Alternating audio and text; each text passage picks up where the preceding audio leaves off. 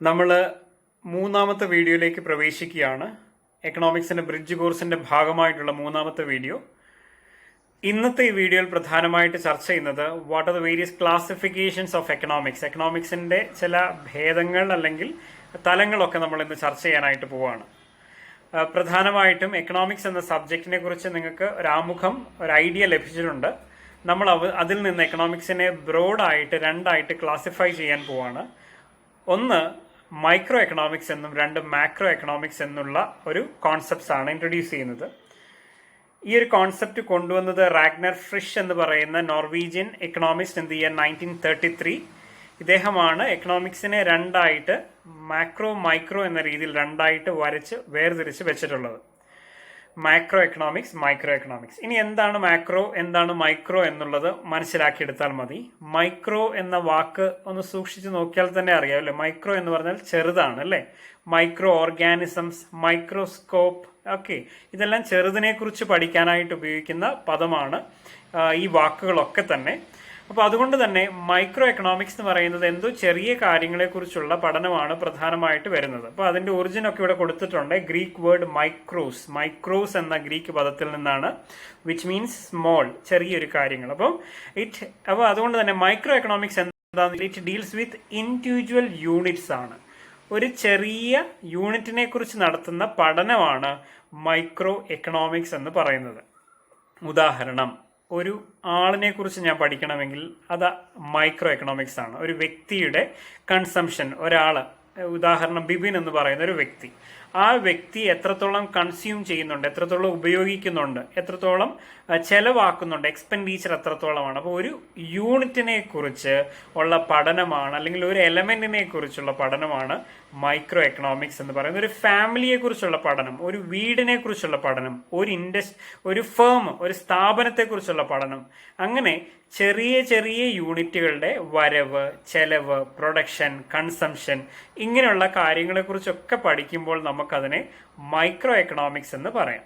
Okay, micro economics എന്ന് വിളിക്കാം. രണ്ടാമത്തെ പദം എന്തായിരുന്നു? നമ്മുടെ മാക്രോ എക്കണോമിക്സ് ആണ്. മാക്രോ എന്ന പദം ശരിക്കും ഗ്രീക്ക് പദമായ മാക്രോസ് എന്ന ഗ്രീക്ക് പദമാണ്. മാക്രോസ് എന്ന് പറഞ്ഞാൽ ലാർജ് എന്നാണ്. അപ്പോൾ ഒരു സമൂഹത്തെക്കുറിച്ചുള്ള പഠനമാണ് മാക്രോ എക്കണോമിക്സ്.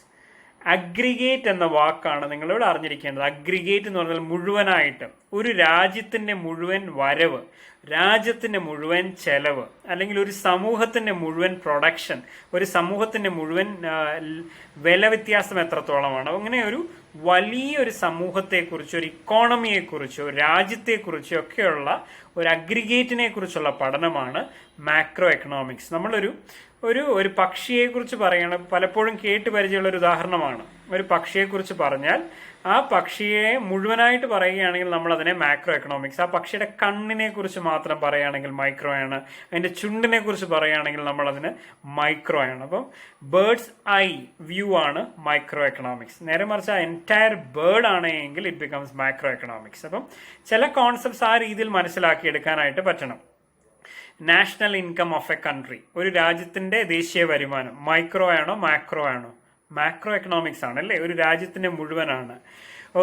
വില നിലവാരം, ഒരു രാജ്യത്തിന്റെ പ്രൈസ് ലെവൽ, മാക്രോ എക്കണോമിക്സ് ആണ്. വലിയൊരു കോൺസെപ്റ്റ് ആണ് അല്ലേ, വലിയൊരു കോൺസെപ്റ്റ് ആണ്. ഒരു രാജ്യത്തിന്റെ അകത്ത് ഇൻഫ്ലേഷൻ, ഒരു രാജ്യത്തിന്റെ മുഴുവനായിട്ടുള്ള വിലയിലുണ്ടാകുന്ന വർധനവാണ്. അപ്പോൾ അത് മാക്രോ കോൺസെപ്റ്റ് ആണ്. നേരെ മറിച്ച് ഇൻഡിവിജ്വൽ ഇൻകം, ഒരു വ്യക്തിയുടെ വരുമാനം, it is A micro concept അല്ലേ. ഇൻഡിവിജ്വലിന്റെ കൺസംഷൻ മൈക്രോ കോൺസെപ്റ്റ് ആണ്. അപ്പം നമ്മൾ ഓരോ കോൺസെപ്റ്റ് എടുക്കുമ്പോൾ it can be studied at different perspective എന്നതാണ് മനസ്സിലാക്കേണ്ടത്. അപ്പം മൈക്രോ ആണോ മാക്രോ ആണോ, വലുത് ചെറുത് എന്നതൊന്നുമല്ല. മൈക്രോ എന്ന് പറയുന്നത് ചെറിയൊരു യൂണിറ്റിനെ കുറിച്ചുള്ള ഒരു പഠനവും മാക്രോ എന്ന് പറയുന്നത് വലിയൊരു യൂണിറ്റിനെ കുറിച്ചുള്ള പഠനവും ആണെങ്കിൽ നമ്മൾ അതിനെ മാക്രോ എക്കണോമിക്സ് എന്ന് വിളിക്കാം. അപ്പൊ ഈ ഒരു ഡിമാർക്കേഷൻ 1933 പ്രധാനമായിട്ട് കടന്നു വന്നിട്ടുള്ളത്. പക്ഷേ അതേ ഉള്ളൂ എക്കണോമിക്സിന്റെ രണ്ട് ബ്രോഡായിട്ട് ഡിഫൈൻ ചെയ്യാൻ അല്ലെങ്കിൽ ക്ലാസിഫൈ ചെയ്യുന്നത്. Economics is classified as micro and macro economics. പക്ഷേ കാലക്രമേണ എക്കണോമിക്സിന്റെ സാധ്യതകൾ അല്ലെങ്കിൽ സ്കോപ്പ്, കൈകാര്യം ചെയ്യുന്ന മേഖലകളൊക്കെ ഒരുപാട് കൂടി. ഇപ്പൊ ഇന്ന് എക്കണോമിക്സ് നിങ്ങൾ 6 സെമസ്റ്ററിലായിട്ട് പഠിക്കുന്നുണ്ട്, 6 സെമസ്റ്ററിൽ എക്കണോമിക്സ് പഠിക്കുന്നുണ്ട്. അപ്പോൾ ഈ മൈക്രോ മാക്രോ മാത്രമൊന്നുമല്ല, ഒരുപാട് കോൺസെപ്റ്റ്സ് അതിൻ്റെ അകത്ത് കടന്നു വരുന്നുണ്ട് അല്ലേ. അപ്പോൾ അങ്ങനെ യൂണിവേഴ്സിറ്റി തലങ്ങളിലും ഒക്കെ എക്കണോമിക്സിനെ പഠന വിഷയമായപ്പോൾ എക്കണോമിക്സ് ഇന്നിന് കുറേ കൂടെ നമ്മൾ വലിയ കോൺസെപ്റ്റുകളായി മാറി, അല്ലെങ്കിൽ കുറേയും കൂടെ ക്ലാസിഫിക്കേഷൻ ഇന്ന് കടന്നു വന്നിട്ടുണ്ട്. പക്ഷേ broadly economics can be classified into micro and macro economics ആണ്. പക്ഷേ നമുക്ക് ഇന്നത്തെ ഒരു കാലഘട്ടത്തിനനുസരിച്ചുള്ള മാറ്റങ്ങളാണ് എക്കണോമിക്സിൽ വന്നിട്ടുണ്ട്. അപ്പം അത് പഠന സൗകര്യത്തിന് വേണ്ടി, അല്ലെങ്കിൽ ഒരു അണ്ടർസ്റ്റാൻഡിങ്ങിന് വേണ്ടി, better understanding of A discipline അല്ലെങ്കിൽ നോളജ്. അപ്പോൾ അതിനുവേണ്ടി കുറച്ചും കൂടെ ചില ഭാഗങ്ങൾ ക്രോഡീകരിച്ച് എക്കണോമിക്സിന് പല ഉപശാഖകളൊക്കെ വന്നു തുടങ്ങി. അങ്ങനെ നിരവധി ശാഖകളാണ്. നമുക്കിതിനെയൊക്കെ നമ്മുടെ എക്കണോമിക്സിന്റെ സാധ്യതകൾ എന്ന് പറയാം അല്ലേ. എക്കണോമിക്സിന് സാധ്യതകൾ പലതാണ്, കാരണം പല മേഖലകൾ അത് കൈകാര്യം ചെയ്യുന്നു. The scope of economics is unlimited. അപ്പം പല മേഖലകളാണ് ഇവിടെ കൈകാര്യം ചെയ്യുന്നത്. ഒന്നാമത്തെ നിങ്ങൾ നോക്കുകയാണെങ്കിൽ മോണിറ്ററി എക്കണോമിക്സ് ആണ്. മോണിറ്ററി, അപ്പോൾ അതും തന്നെയുണ്ട്. മോണിറ്ററി എന്ന് പറഞ്ഞാൽ എന്താണ്? പണവുമായി ബന്ധപ്പെട്ട് നിൽക്കുന്ന എക്കണോമിക്സിന്റെ ചില ഭാഗങ്ങളുണ്ടെങ്കിൽ നമുക്കതിനെ മോണിറ്ററി എക്കണോമിക്സ് എന്ന് പറയാം. ഉദാഹരണം, ബാങ്കുകളെ കുറിച്ച് പഠിക്കുന്ന എക്കണോമിക്സിന്റെ ഭാഗം മോണിറ്ററി എക്കണോമിക്സ് ആണ്. റിസർവ് ബാങ്കിനെ കുറിച്ച് പഠിക്കുന്നത് മണി, ഡിമാൻഡ് ഓഫ് മണി, ഓക്കെ. ഇങ്ങനെയുള്ള പല ഭാഗങ്ങൾ ഒക്കെ നമുക്ക് മോണിറ്ററി എക്കണോമിക്സിന്റെ ഭാഗമായിട്ട്, ഫിനാൻഷ്യൽ ഷെയർ മാർക്കറ്റ്, ഓക്കെ, ഇങ്ങനെയുള്ള കാര്യങ്ങളൊക്കെ നമുക്ക് മോണിറ്ററി എക്കണോമിക്സിന്റെ ഭാഗമായിട്ട് ഉൾപ്പെടുത്താൻ പറ്റും. ഇന്റർനാഷണൽ എക്കണോമിക്സ് അല്ലേ, നിങ്ങൾ കേട്ട് പരിചയമുള്ള ഇന്റർനാഷണൽ പറഞ്ഞാൽ എന്താ? അന്തർദേശീയ കാര്യങ്ങളൊക്കെ എക്കണോമിക്സിന്റെ പരിധിയിൽ കൊണ്ടുവന്നിട്ടുണ്ട്. അന്തർദേശീയ കാര്യങ്ങൾ ഏതൊക്കെയാണ്? Export, import, trade between countries അല്ലേ, പല രാജ്യങ്ങളും തമ്മിലുള്ള വ്യാപാര ബന്ധങ്ങൾ. അപ്പോൾ ഇവയൊക്കെ നമ്മൾ ഇന്റർനാഷണൽ എക്കണോമിക്സിന്റെ ഭാഗമായിട്ട് പഠിക്കുന്ന ചില കാര്യങ്ങളാണ്. അപ്പം ഇതെല്ലാം ഇന്റർനാഷണൽ എക്കണോമിക്സ് ആണ്. പബ്ലിക് എക്കണോമിക്സ്, പബ്ലിക് എന്ന് പറയുന്നത് ഗവൺമെന്റുമായി ബന്ധപ്പെട്ട്, ഗവൺമെന്റിന്റെ ബഡ്ജറ്റ്, ഗവൺമെന്റ് നിരവധി കാര്യങ്ങൾ, ഓരോ കാര്യങ്ങൾ ചെയ്യുന്നു അല്ലേ. തൊഴിലുറപ്പ് പദ്ധതി പോലുള്ള പദ്ധതികൾ നടത്തുന്നു. ഗവൺമെന്റിന് ഒരുപാട് പ്രോഗ്രാംസ് ഉണ്ട്. അപ്പൊ അങ്ങനെ ഗവൺമെന്റിന്റെ ഭാഗങ്ങളെ കുറിച്ച്, ഫിസ്ക്കൽ എന്ന വാക്കാണ്, ഗവൺമെന്റിന്റെ നയങ്ങളെ കുറിച്ച് മനസ്സിലാക്കാൻ ഉപയോഗിക്കുന്ന വാക്കാണ് ഫിസ്ക്കൽ എന്നുള്ള വാക്ക്. അപ്പം ഇങ്ങനെ ഗവൺമെന്റിന്റെ ഫിസ്ക്കൽ പോളിസീസിനെ കുറിച്ചൊക്കെ പഠിക്കുന്ന എക്കണോമിക്സിന്റെ ശാഖ ഏതാണെന്ന് ചോദിച്ചാൽ it is public economics. Public എക്കണോമിക്സിലാണ് നമ്മൾ ഗവൺമെന്റുമായി ബന്ധപ്പെട്ട് നിൽക്കുന്ന തീരുമാനങ്ങളും കാര്യങ്ങളും ഒക്കെ നമ്മൾ പഠിക്കുന്നത്. ഡെവലപ്മെന്റ് എക്കണോമിക്സ്, ഡെവലപ്മെന്റിനകത്ത് തന്നെ ആ വാക്ക് ഉണ്ടല്ലേ, വളർച്ച, വികസനം തുടങ്ങിയ വാക്കുകളൊക്കെ നമുക്ക് ഏകദേശമൊക്കെ ഡെവലപ്മെന്റ് എന്ന പദത്തിന് വേണ്ടി ഉപയോഗിക്കാൻ പറ്റും. ഒരു രാജ്യം എപ്പോഴാണ് വികസിത രാജ്യമായിട്ട് മാറുന്നത്? പണം വർദ്ധിക്കുമ്പോൾ, ആ രാജ്യത്തിന്റെ ലിറ്ററസി വർദ്ധിക്കുമ്പോൾ, അപ്പോൾ ഇങ്ങനെ ആ രാജ്യത്ത് നല്ല റോഡുകൾ വരുമ്പോൾ, അപ്പോൾ എങ്ങനെയാണ് ഒരു രാജ്യം നല്ല വികസിത രാജ്യമായി മാറുന്നു തുടങ്ങിയ കാര്യങ്ങളൊക്കെ ഡെവലപ്മെന്റ് എക്കണോമിക്സിനകത്ത് പഠിക്കുന്നുണ്ട്. ഇതൊരു അടുത്തൊരു വാക്ക്, പുതിയൊരു ടേം ആയിരിക്കും. എക്കണോമെട്രിക്സ് എന്ന വാക്കാണ് നിങ്ങൾക്ക് പ്രധാനമായിട്ടും മനസ്സിലാക്കാനായിട്ടുള്ളത്. എക്കണോമെട്രിക്സ് എന്താ? എക്കണോമെട്രിക്സ് എന്ന് പറയുന്നത് മാത്തമാറ്റിക്കലായിട്ട് എക്കണോമിക്സിന്റെ പല കാര്യങ്ങളും മനസ്സിലാക്കിയെടുക്കാനായിട്ട് ഉപയോഗിക്കുന്ന എക്കണോമിക്സിന്റെ ഒരു ഭാഗമാണ് econometrics. It is a blend of mathematics and economics.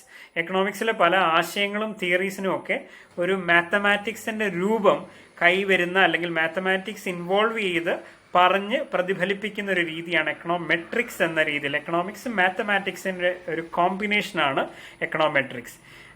Agriculture economics, കൃഷി സംബന്ധമായിട്ട് എത്രത്തോളം ഉൽപാദനം നടക്കുന്നുണ്ട്, രാജ്യത്തിന്റെ ഫുഡ് സെക്യൂരിറ്റി എത്രത്തോളം, സേഫ്റ്റി എത്രത്തോളം, ധാന്യങ്ങളുടെ ഉൽപാദനം എത്രത്തോളം, പൾസസ് എത്രത്തോളം, ക്യാഷ് ക്രോപ്സ് എത്രത്തോളം, രാജ്യത്തിന്റെ എത്ര മണ്ണാണ് കൃഷിയോഗ്യമാണ്, എത്ര സ്ഥലം കൃഷിയോഗ്യമല്ല. അപ്പൊ ഇങ്ങനെയുള്ള കാര്യങ്ങളെല്ലാം അഗ്രികൾച്ചർ എക്കണോമിക്സിന്റെ ഭാഗമായിട്ട് നമ്മൾ പഠിച്ചു കേൾക്കുന്ന ഭാഗങ്ങളാണ്.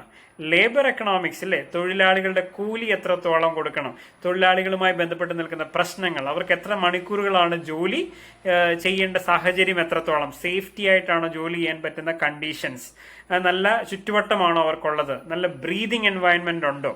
അപ്പം labour problems, labour union, trade യൂണിയനുകൾ വില നിശ്ചയിക്കുന്നത് എങ്ങനെ, അല്ലെങ്കിൽ എങ്ങനെയാണ് കൂലി നിർണ്ണയിക്കുന്നത്. അപ്പോൾ ഇങ്ങനെയുള്ള കാര്യങ്ങളൊക്കെ ലേബർ എക്കണോമിക്സിന്റെ ഭാഗമായിട്ട് നമ്മൾ പഠിക്കുന്നതാണ്. എൻവയറമെന്റൽ എക്കണോമിക്സ് എന്ന് പറഞ്ഞാൽ എന്താണ്? പരിസ്ഥിതിയുമായി ചുറ്റിപ്പെട്ട് നിൽക്കുന്ന എക്കണോമിക്സിന്റെ ചില ഭാഗങ്ങളാണ് എൻവയറമെന്റൽ എക്കണോമിക്സ് അല്ലേ. നമ്മൾ പലപ്പോഴും കേൾക്കുന്ന ഒരു വാക്കാണ് സസ്റ്റൈനബിൾ ഡെവലപ്മെന്റ്. എന്ന് വെച്ചാൽ നമുക്ക് ആഗ്രഹമുണ്ട് എല്ലാം മരവും എല്ലാം അങ്ങ് നശിപ്പിച്ച് അവിടെ എല്ലാം ഫാക്ടറി തുടങ്ങിയാൽ കൊള്ളാമെന്നൊക്കെ ഉണ്ട്. പക്ഷെ നല്ലതാണോ? അല്ല അല്ലേ. മരങ്ങളെ നശിപ്പിച്ച്, കാടിനെ നശിപ്പിച്ച് നമ്മൾ ഫാക്ടറികൾ തുടങ്ങിയാൽ അടുത്ത തലമുറയ്ക്ക് ശുദ്ധവായുവിനോടെ പോകും. അപ്പോൾ അതിനെയാണ് സസ്റ്റൈനബിൾ ഡെവലപ്മെന്റ് എന്ന് പറയുന്നത്, അല്ലേ? നെക്സ്റ്റ് ജനറേഷന് വേണ്ടിയിട്ടുള്ള ഒരു സാധനം കൂടെ, ഒരു ചുറ്റുവട്ടം കൂടെ, ഒരു എൻവയൺമെന്റും കൂടെ നമ്മൾ സംരക്ഷിച്ചുകൊണ്ട് നമ്മൾ ഇന്ന് വികസിക്കണം. നമുക്കിന്ന് വികസിക്കാനുള്ള എല്ലാ മാർഗങ്ങളും ഉപയോഗിക്കാം, പക്ഷെ അടുത്ത തലമുറയെ കൂടെ നമ്മൾ കരുതണം. അപ്പോൾ കരുതുന്നതിൻ്റെ ഭാഗമായിട്ട് മരങ്ങൾ നശിപ്പിക്കാതിരിക്കുക, മരങ്ങൾ വെച്ച് പിടിപ്പിക്കുക, പരിസ്ഥിതി മലിനീകരണം ഒഴിവാക്കുക, ഇങ്ങനെയുള്ള ആശയങ്ങൾ. അപ്പം വികസനവും പൊല്യൂഷനും തമ്മിലൊക്കെ എന്നും ചർച്ചകൾ നടക്കുന്നവർ, അല്ലെങ്കിൽ എന്നും വാഗ്വാദങ്ങൾ നടക്കുന്ന ചില കാര്യങ്ങളാണ്, അല്ലേ? വികസനം വരുമ്പോഴേക്കും എന്ത് സംഭവിക്കുന്നു? എൻവയൺമെന്റിനെ നശിപ്പിക്കുന്നു. അപ്പം ഇവ തമ്മിൽ ഓപ്പോസിറ്റ് റേഞ്ചിലാണ് പലപ്പോഴും ഉള്ളത്. അപ്പോൾ അവയെ എങ്ങനെ ബാലൻസ് ചെയ്ത് കൊണ്ടുപോകാം എന്നതാണ് എൻവയൺമെന്റൽ എക്കണോമിക്സിനകത്ത് ചർച്ച ചെയ്യുന്നത്. ഇൻഡസ്ട്രിയൽ എക്കണോമിക്സ് എന്ന് പറയുന്നത് ഓരോ സ്ഥാപനങ്ങളും എവിടെ വരണം, എവിടെയാണ് അത് ക്രമീകരിക്കേണ്ടത്, എവിടെയാണ് ഒരു പെട്രോൾ പമ്പ് സ്ഥാപിക്കേണ്ടത്. നിങ്ങളൊരു കട തുടങ്ങിയിട്ട് അല്ലെങ്കിൽ ഒരു പെട്രോൾ പമ്പ് 2ാം നിലയിൽ വെച്ചാൽ കാര്യങ്ങൾ നടക്കുമോ? ഇല്ല. അപ്പം എവിടെയാണ് ideal location for an industry, എവിടെയാണ് ഒരു സ്ഥാപനത്തിന് വളരാനായിട്ട് ഏറ്റവും നല്ല ഭാഗം? അപ്പം ഇങ്ങനെയുള്ള സ്ഥാപനവുമായി ബന്ധപ്പെട്ട് നിൽക്കുന്ന കാര്യങ്ങൾ ഒക്കെ ചർച്ച ചെയ്യുന്ന എക്കണോമിക്സ് ആണ് ഇൻഡസ്ട്രിയൽ എക്കണോമിക്സ്. അപ്പോൾ ഞാൻ ഇതെല്ലാം പറഞ്ഞത് ഇതെല്ലാം ഓർത്തിരിക്കണമെന്നല്ല, മനസ്സിലാക്കാൻ വേണ്ടിയിട്ടാണ്. എക്കണോമിക്സിന് ഇന്ന് നിരവധി രൂപങ്ങളും ഭാവങ്ങളും ഒക്കെ വന്നു. ഓരോ സബ്ജക്റ്റും ചില ഏരിയാസ് ആണ് കൈകാര്യം ചെയ്യുന്നത്. മോണിറ്ററി എക്കണോമിക്സ് പണത്തെക്കുറിച്ച് കൈകാര്യം ചെയ്തു, ഇന്റർനാഷണൽ എക്കണോമിക്സ് വേൾഡ് ട്രേഡിനെ കുറിച്ച് കൈകാര്യം ചെയ്യുന്നു, പബ്ലിക് എക്കണോമിക്സ് ഗവൺമെന്റിനെ കുറിച്ച്, ഡെവലപ്മെന്റ് എക്കണോമിക്സ് വികസനത്തെക്കുറിച്ച്, econometrics mathematical interpretation of economics ആണ്, കൃഷിയെക്കുറിച്ച് സംസാരിക്കുന്ന അഗ്രികൾച്ചർ എക്കണോമിക്സ്, തൊഴിലാളി പ്രശ്നങ്ങളെക്കുറിച്ചും കൂലിയെക്കുറിച്ചും ഒക്കെ സംസാരിക്കുന്നതാണ് ലേബർ എക്കണോമിക്സ്, പരിസ്ഥിതിയെ സംരക്ഷിച്ചുകൊണ്ടുള്ള വികസനത്തെക്കുറിച്ചുള്ള ചർച്ചകൾ അടങ്ങിയിട്ടുള്ളതാണ് എൻവയൺമെന്റൽ എക്കണോമിക്സ്, സ്ഥാപനങ്ങളെക്കുറിച്ചും ഇൻഡസ്ട്രീസ് എവിടെ വരണം എന്നൊക്കെയുള്ള ചർച്ചകൾ ഉൾപ്പെടുന്നതാണ് ഇൻഡസ്ട്രിയൽ എക്കണോമിക്സ്. ഇങ്ങനെ ഇത് മാത്രമൊന്നുമല്ല, ഇനിയും ഒരുപാടുണ്ട്. പക്ഷെ എക്കണോമിക്സിന്റെ സാധ്യത വർദ്ധിച്ചു, അല്ലെങ്കിൽ എക്കണോമിക്സ് ഇന്ന് മൈക്രോ മാക്രോ ആയി ചുരുങ്ങി പോകരുതെന്ന് പറയാൻ വേണ്ടിയിട്ടാണ് ഞാൻ ഇത്രയും ബ്രാഞ്ചസ് ഓഫ് എക്കണോമിക്സ്, അല്ലെങ്കിൽ എക്കണോമിക്സിന്റെ സാധ്യതകൾ അനന്തമാണെന്നത് വരുത്താൻ വേണ്ടിയിട്ടാണ് ഇത്രയും കോൺസെപ്റ്റ്സ് അല്ലെങ്കിൽ ഇത്രയും ടൈപ്സ് ഓഫ് എക്കണോമിക്സിനെയും കൂടെ ഞാനൊന്ന് പരിചയപ്പെടുത്തിയത്. Thank you.